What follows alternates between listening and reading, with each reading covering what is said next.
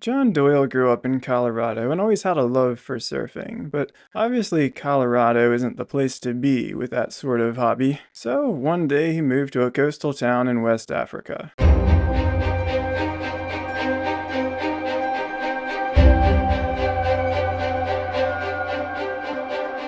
On an April morning in 1993, John decides he's gonna go surfing. So he gets up really early and goes out into the ocean by himself. There's no one else around. And after being out there for quite a long time, he decides, yeah, you know what? I've been out here for a long time. I'm gonna start to get real sunburned. I better pack it in. So the next wave that rolls in, that's it. And about this time, he sees something come up out of the water. He does a double take. Is that just a wave?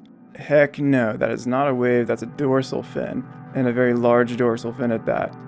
It was actually a great white shark, and it was only about 20 meters away from him. That's something like 60 feet or so. I think home plate to first base is something like 90 feet. So John starts to feel a little bit of panic set in, and he goes, you know what, the worst thing I can do right now in this situation is start flailing my arms and paddling in. So I'm gonna try and keep my cool, stay calm, and wait for the next wave to roll in, and I'm going to ride the wave in instead. So eventually, John gets the wave that he was waiting for, and he starts paddling along with it. Then the moment is right. He stands up and starts riding, but he only gets a short distance before he finds himself a little bit too far forward on the board and takes a nosedive. Just went head over heels right into the water. Right about then, that's when the shark came at him. The shark beelines towards him and grabs onto John's calf.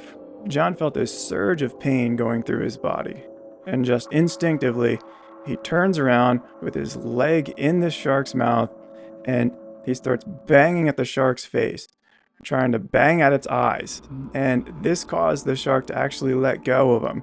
So then John gets another opportunity to ride a wave in. So he tries again to stand up on his board, but goes down. And this time sees the shark coming at him, puts the board in between him and the shark, and this great white shark, trying to bite at John, gets the board in its mouth and bites the board in half.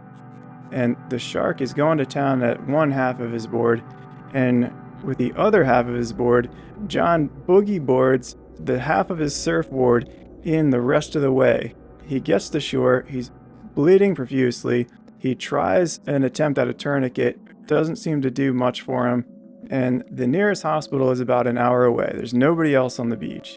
So he gets in the car and starts driving. Now, something that's not uncommon when you start to bleed to death, so I've read, is that you get an incredible thirst. So John is driving down the road, he's bleeding out, and he gets really thirsty. Eventually he drives past what seems to be a stream, and he goes, you know what, if I can just get a sip of water, I might be able to regain some of my strength, and then I'll be able to make it to the hospital. So he pulls over, he goes to the stream, parks the car, gets out, makes his way over, sticks his face in the stream, takes a big gulp of water, and that's when he hears growling. John slowly lifts his head up and turns around to see, I shit you not, a lion. This lion lunges at John and grabs him by his side and starts thrashing him around. And again, John, in a burst of adrenaline, starts flailing his arms at this lion while he's in this lion's mouth. The lion lets go. John falls to the ground. The lion takes a few steps back. So John starts to make his way back towards his car. And that's when he realizes he is surrounded by not one lion, but 5 lions. Still, he manages to get in his car and shut the door. So he's in his car, the lions are now around his car, so he's fumbling for his keys and realizes, oh my god, I left my keys down by the stream.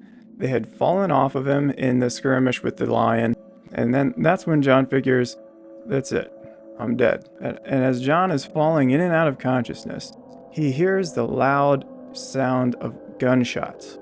The lions become startled by the sounds of the gunshots and spread. They run away. John also hears what seems to be the sound of shutters, camera shutters. And it turns out some safari guides who were actually in the process of giving a tour, had come across John and his car and these lions and quickly noticed that the situation was pretty bad.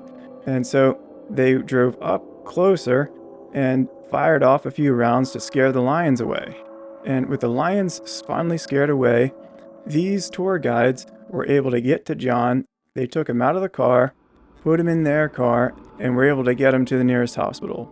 Miraculously, John would go on to make a full recovery. He received something like 250 stitches after suffering 2 attacks from a shark and then a lion attack. And to this day, John Doyle proudly displays half of his surfboard on his office wall.